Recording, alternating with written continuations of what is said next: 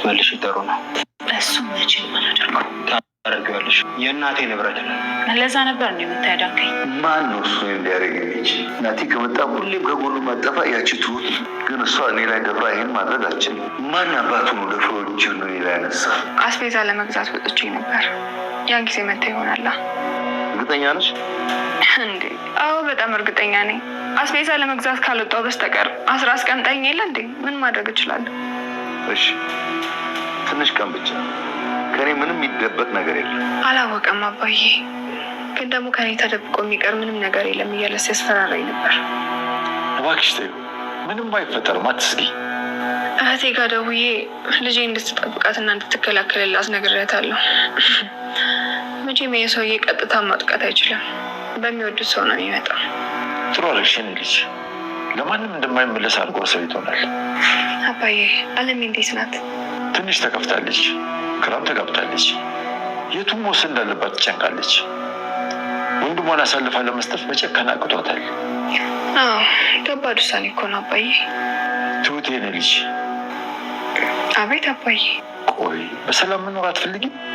እንዴ እፈልጋለሁ እንጂ። እሺ ከናቲ ጋር ምንድን ነው እያስባችሁ ያላችሁት? አይ ገና ነው አባዬ፣ ብዙም አላስብም። ገናማ አይደለም የኔ ልጅ፣ ትዋደዳላችሁ። ስለዚህ ምንም ገና የሚባል ነገር የለም። እሺ አባዬ አንተ አትጨነቅ፣ እኔ አናግረዋለሁ። ሰው እየፈለገች ነው በር ላይ። ባለቤትሽ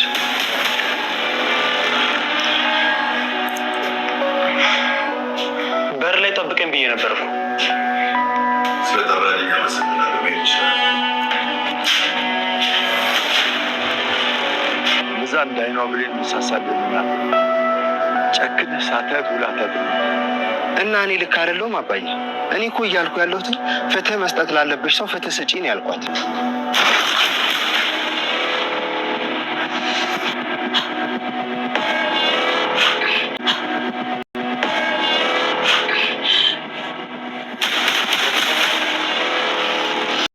ቤቲ ከታገተችበት በአባባ እንዲሁም ደግሞ በትሁት በናቲ እጥረት ካለችበት ውስጥ ማለት ነው ብትወጣም አሁን ላይ ግን አቶ ገዛኝ አለቃትም በማለት እንግዲህ ቤቷ ድረስ በመንጣት እንደዚህ እንቅ አድርጎታል። በነገራችን ላይ ባቢን ውጣልኝ እኔ ማውራት ነገር አለ በማለት እንግዲህ ሚስቴ ነች በማለት ቀጥታ እንግዲህ ባቢም ወጥቶ ነበረ ማለት ነው።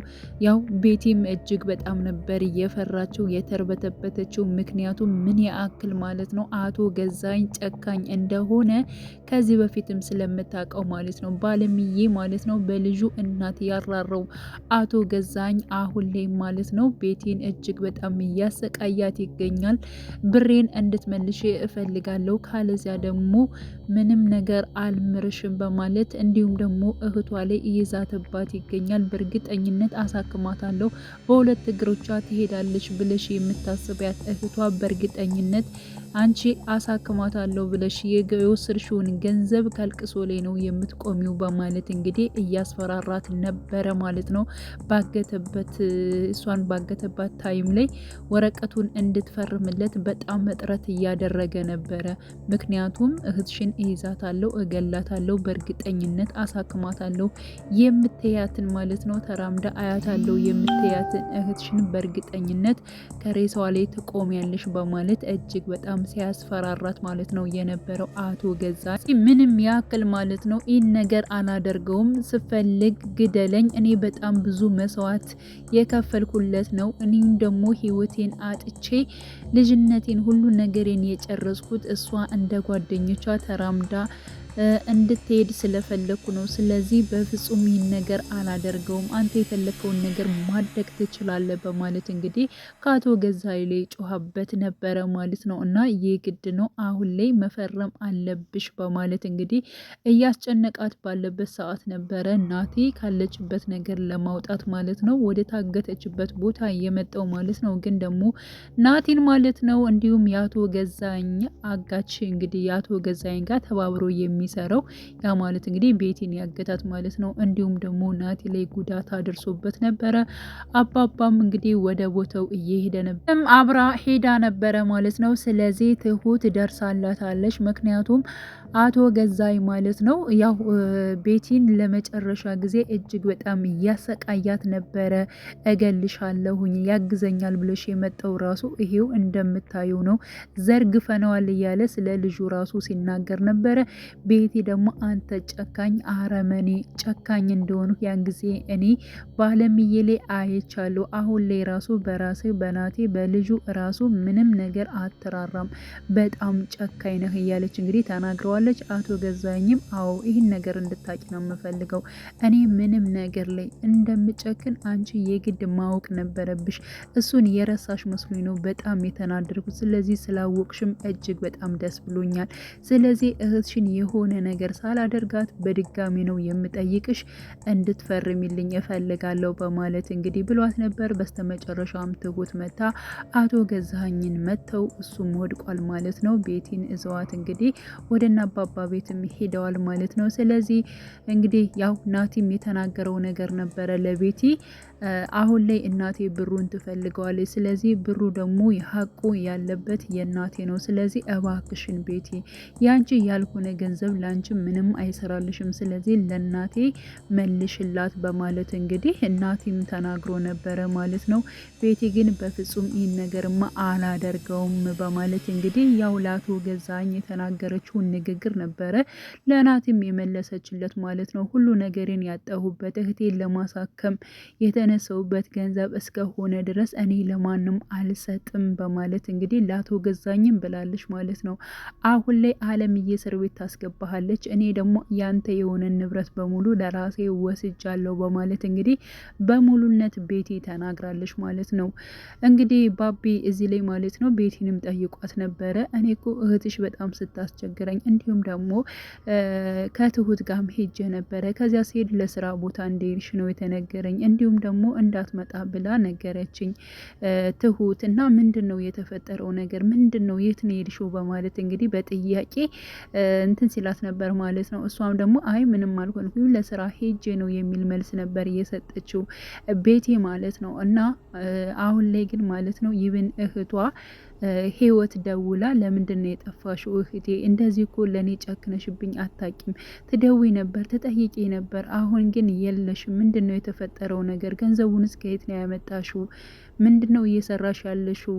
ደህና ነሽ ወይ እያለች እንግዲህ ያው እህቷን ማለት ነው ስለ ቤቲ ጠይቃት ነበር። ቤቲ ምንም ነገር እንዳልሆነች እንዲሁም ደግሞ ለስራ ፊልድ እንደሄደች ስልኳ እንደማይሰራ ምናምን ነገር ነው የተናገረችው እንጂ እንደታገደች ወደ በጣም ብዙ ነገር እንደደረሰባት በነገራችን ላይ ለቤተሰቦቿ ያ ማለት እንግዲህ አሁን ላይ ማለት ነው እራሱ ቤቢ ስላየ ነው እንጂ ያው ቤተሰቦቿ አጠቃላይ ያው ድርጅት ውስጥ እንደምሰራና ገንዘብ እንደምታገኝ ነው እንጂ የሚያውቁት አቶ ገዛኸኝን አግብታ ማለት ነው ህይወቷን እንደዚህ በጣም ከባድ እንደሆነ ብዙ ነገሮች እንደሚደርሱባት ራሱ ማንም አያውቅም ማለት ነው። ግን ደግሞ አሁን ላይ ህይወት በጣም እየተጠራጠረቻት ትገኛለች።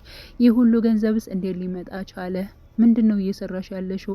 ራሽን አደጋ ላይ የሚጥል ነገር እየሰራሽ ነው እንዴ እህቴ? እያለች እንግዲህ በጥያቄዎችም እንትን እያለቻት ነው። ግን ደግሞ አረ የራሴ የላቤ ብር ነው፣ አንቺ ብቻ ተሎ መተሽ እንድትታከሚ እንደ ጓደኞችሽ እንድትሆኝ እንድትራመጅ እፈልጋለሁ በማለት ነግራታለች ማለት ነው። ስለዚህ አሁን ላይ ማለት ነው እንዲሁም የህይወት ጓደኛ የሆነው እየጠየቃት ይገኛል። በእርግጠኝነት እኔም አሁን ላይ እህትሽ እንደምታስበው እያሰብኩ ነው። ስለዚህ ራሽን የሆነ አደጋ ውስጥ ከተሻል በማለት እንግዲህ ሲጠይቃት ነበረ ማለት ነው። እና ያው ቤቲ አሁንም ምንም ነገር የተናገረችው ነገር የለም። ራሴን ያው አደጋ ላይ አልጣልኩም ብላ ነው የምታስበው ማለት ነው።